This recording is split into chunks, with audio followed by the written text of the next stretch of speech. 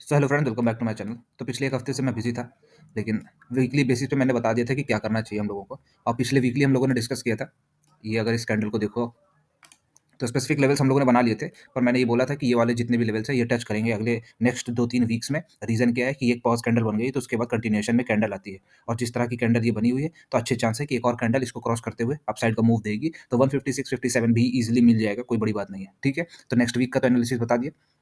इस पिछले हफ्ते में मैंने ये बताया था जो वो हुआ है, इसका एविडेंस दिखा दूँ। मैंने इसमें कुछ खास चेंजेस नहीं किए। इस ज़ोन में मैंने बताया था कोई ट्रेड नहीं करना है। इसके नीचे हम लोग को बियरिश होना था। ये ऑलमोस्ट अपनी डायरेक्शन में 50% गया, फिर कंप्लीटली रिट्रेस कर गया। तो जिसने भी ट्रेड लिया होगा उसका ऐसे हिट हुआ होगा, मतलब कॉस्ट टू कॉस्ट में ही ऐसे हिट हुआ होगा। जिसने भी यहाँ पे एंट्री ली थी उनका सबका फायदा हुआ होगा। रीज़न बीइंग कि इस लेवल पे हम लोगों ने कहा था बाइंग की अपॉर्चुनिटीज़ ही देखनी है। उसके बाद सपोर्ट और रेजिस्टेंस लेवल ऑलमोस्ट एक्जेक्टली वैसे ही वर्क करते आए हैं। एक हफ्ते के लिए मैंने इनको अपडेट नहीं किया था, पर अभी इसमें मैं मॉडिफाई कर देता हूँ, फिर बात डिसाइड करते हैं कि आगे क्या करना है। ठीक है, तो नए सपोर्ट और रेजिस्टेंस मॉडिफाई हो चुके हैं।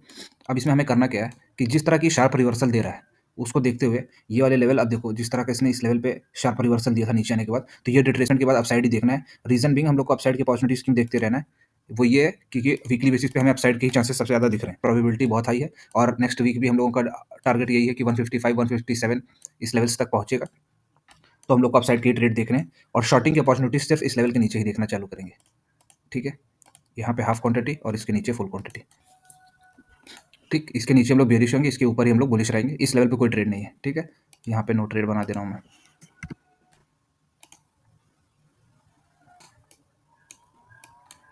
ठीक, बिटकॉइन में भी देखो हम लोगों ने डिसाइड करके रखा था कि इस लेवल के नीचे अगर आता है तो बहुत अच्छे चांस है कि ये सारे लेवल इजीली टेस्ट हो जाए। और 10,000 पॉइंट्स का फॉल मैंने पहले ही पिछले वीक में प्रेडिक्ट किया था। ऑलमोस्ट 10,000 पॉइंट्स तो इजीली अचीव हो गया है। इस हफ्ते में जिसने भी ट्रेड में मौका नहीं मिला होगा उन सबको स्ट्रेट पॉइंट्स तो मिले ही होंगे। ठीक है, बाकी वीकली बेसिस पे मैंने कुछ बताया नहीं था, कैप्चर मैंने किया क्योंकि मैं बाहर था।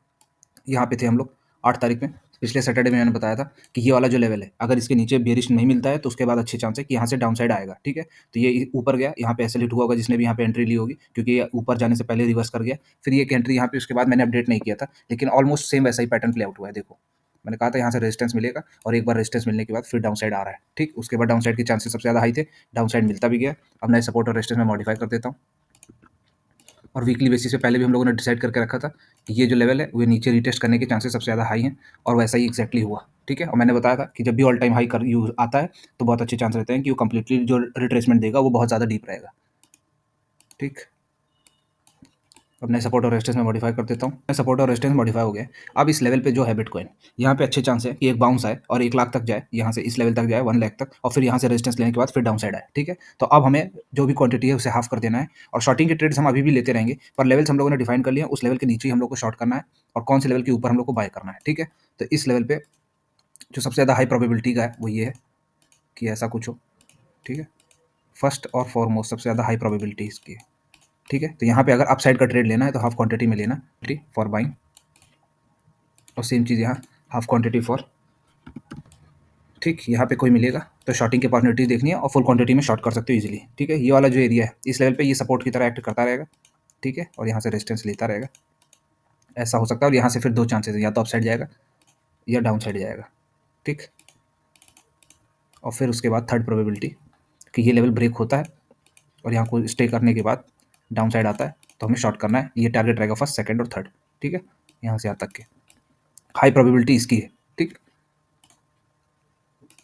गोल्डी भाई, गोल्डी भाई में तो जैसा हम लोगों ने डिसाइड करके रखा था वीकली बेसिस पे।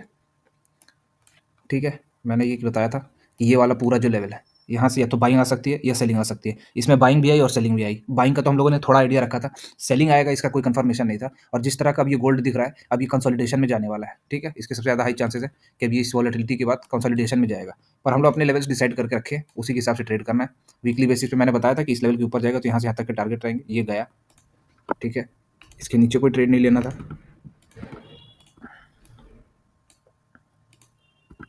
और इस जोन में हम लोगों ने बता के रखा था कि ये वाला जो पूरा जोन है, इस पूरे जोन में अभी बहुत ज़्यादा वॉलेटिलिटी रह सकती है। ठीक है, तो कुछ दिन तो वॉलेटिलिटी रही इस पूरे जोन में, और उसके बाद जैसे ये क्रॉस है उसके बाद अप साइड और डाउन साइड एकदम स्ट्रेट मूव में आने लगा। अब मैं सपोर्ट और रेजिस्टेंस पहले मैं मॉडिफाई कर देता हूँ। सपोर्ट और रेजिस्टेंस मॉडिफाई हो गए। अब देखो वीकली बेसिस पे तो डाइसी है। डाइसी मीन्स बहुत अच्छे चांस है कि ये यहाँ से रेजिस्टेंस दे और उसके बाद ये कंटिन्यूएशन में चला जाए, या दूसरा चांस ये है कि अगर इस लेवल के ऊपर आता है तो बाइंग की अपॉर्चुनिटी मिलती जाए, तो हम लोग इसके ऊपर बाइंग करेंगे। ठीक है, टारगेट ये रहेगा, हाफ क्वांटिटी में ही करेंगे बाइंग। एच बना दिया मैंने यहाँ पे। ठीक है, और यहाँ शॉर्ट करते ही रहेंगे। ठीक है, अगर ये ऐसा कुछ होता है, यहाँ से रेजिस्टेंस मिलता है, तो हम लोग शॉर्ट करेंगे और शॉर्टिंग अपॉर्चुनिटीज़ ही देखते रहेंगे। रीज़न क्या है? Weekly basis. वीकली बेसिस पे जो ट्रेंड लग रहा है, वो ये है, या तो ये पूरा ट्रेंड रिकवर करेगा, इसकी प्रोबेबिलिटी ये भी है, और दूसरी प्रोबेबिलिटी ये है कि इस लेवल को भी तोड़ के नीचे आए। इसको तोड़ के नीचे आएगा, इसके चांसेस कम लग रहे हैं, पर अगर ऐसा कुछ होता है, तो हम लोग बेयरिश हो ही जाएँगे 3900 के नीचे।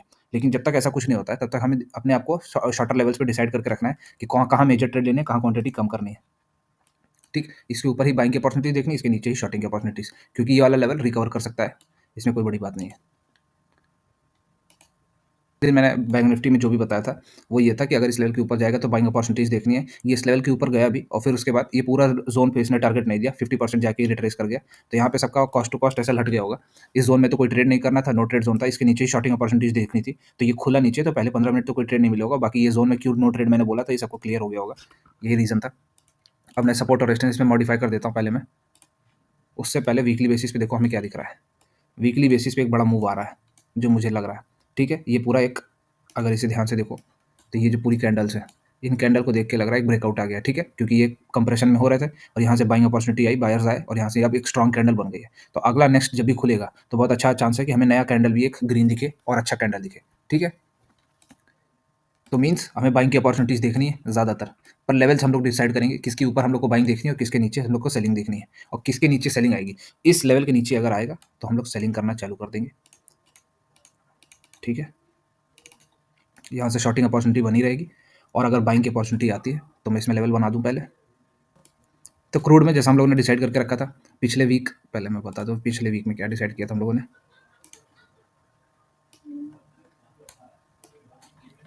ठीक है, तो पिछले कई वीक से हम लोग यही डिसाइड करते हुए आ रहे हैं कि इस लेवल पे क्या होगा, अगर ये लेवल ब्रेक होता है तो हमें ये पूरा एरिया जाते हुए मिलेगा, पर ऐसा कुछ हो नहीं रहा है। जब भी ये नीचे जाता है, यहाँ से सपोर्ट ले लेता है, और इस वाले जोन में पूरा ये साइडवेज रहता है और चॉपीनेस दिखा रहा है। तो अब हमें करना क्या है, अब हमें टारगेट छोटे कर देने हैं, और बेटर है कि क्वांटिटी भी आधी कर दें, जब तक ये पूरे जोन में है, इस जोन से इस जोन के बीच में। ठीक है, और देखो वीकली बेसिस से मैंने डेली पे क्या बताया था। डेली पे मैंने ये बोला था कि इस लेवल पे अगर डाउन साइड जाता है, तो हमें शॉर्टिंग अपॉर्चुनिटी देखनी है। तो ऐसा कुछ अगले दिन खुला ही नहीं। ठीक है, ये वाला पार्ट हटा देते हैं। यहाँ से बाइंग की अपॉर्चुनिटी मैंने बोला था आएगा, लेकिन ये बहुत पहले से ही बाइंग की अपॉर्चुनिटी आ गई यहाँ पे इस लेवल को क्रॉस करते ही। तो होपफुली जिन लोगों ने ट्रेड किया होगा उनको टारगेट मिला होगा, और इस लेवल के ऊपर तो बाइंग अपॉर्चुनिटी स्ट्रांगली देखनी थी। सेम चीज़ यहाँ पे है, अभी भी वही रहेगी। अब मैं सपोर्ट और रेजिस्टेंस पहले मैं मॉडिफाई कर देता हूँ, फिर सपोर्ट और रेजिस्टेंस मॉडिफाई हो गए, तो इस लेवल पे तो बेटर यही रहेगा कि कोई ट्रेड ना लूँ। ठीक है, यहाँ पे जब भी कोई ट्रेड मिलेगा, उसके चांसेस अच्छे हैं कि वो आप लोगों को फंसाएगा। तो जब तक ये लेवल क्रॉस नहीं होता, तब तक कोई मेजर ट्रेड नहीं है, और ये लेवल नहीं क्रॉस होता, तब तक कोई मेजर ट्रेड नहीं है डाउन साइड का। ठीक है, और यहाँ पे डिसाइड होगा कि ये अप साइड जाएगा या डाउन साइड जाएगा। अब वीकली बेसिस पे यही लग रहा है, इस लेवल को अगर देख लिया जाए तो वीकली बेसिस पे, क्योंकि ये कैंडल ऐसी बनी है, तो बहुत अच्छे चांसेस है कि अब वॉलेटाइल रहेगा। ठीक है, क्योंकि ये कैंडल एक ऐसी बनी है डोजी टाइप, और एक इस तरह बनी है डोजी जैसी, तो बहुत अच्छे चांसेस जब तक ये पूरे जोन को क्रॉस नहीं करता, तब तक हमें साइडवेज मार्केट ही देखने को मिले।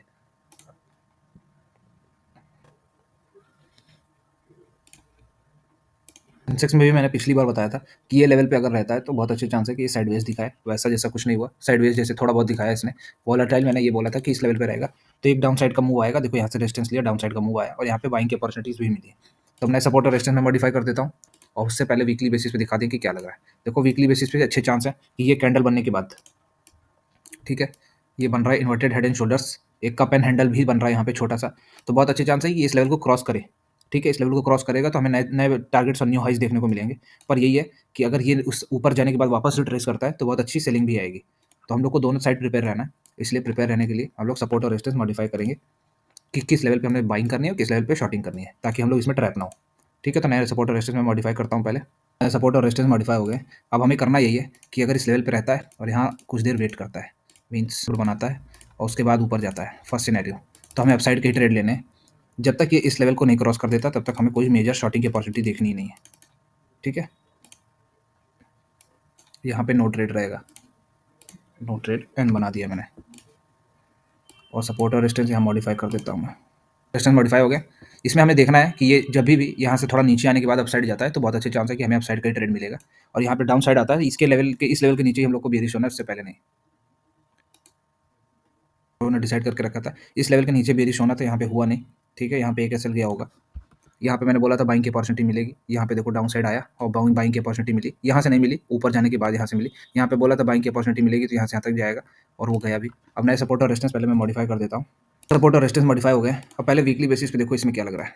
इसमें भी सेम चीज़, जिस तरह का एंगल बना हुआ है, ये पूरे एंगल में ये फिर से एक कप एंड हैंडल लग रहा है और इसका एक ब्रेकआउट आना दिख रहा है। अब चांसेस ये है कि ये ऊपर जाके वापस हम लोग को नीचे दे दे और हम लोग का एक एसएल हिट करे या हमें फंसाए या ट्रैप करे, ठीक है? तो जो भी चांसेस जैसे भी हों, हमें ये देखना है कि हमें कहाँ पे बाइंग करनी है और कहाँ पे सेलिंग। तो ये लेवल जब तक नहीं आता इसके नीचे हमें कोई सेलिंग नहीं करनी है, ठीक है? इस लेवल के नीचे ही शॉर्टिंग अपॉर्चुनिटीज़ देखनी है और ये लेवल जो है, इस लेवल पे ही बाइंग की अपॉर्चुनिटीज़ देखनी है। ऐसा आ जाता है, तो हमें बाइंग की अपॉर्चुनिटीज़ देखनी है, ये लेवल पे नो ट्रेड रहेगा, ठीक है? वीडियो अच्छी लगी तो like and share friends, thank you.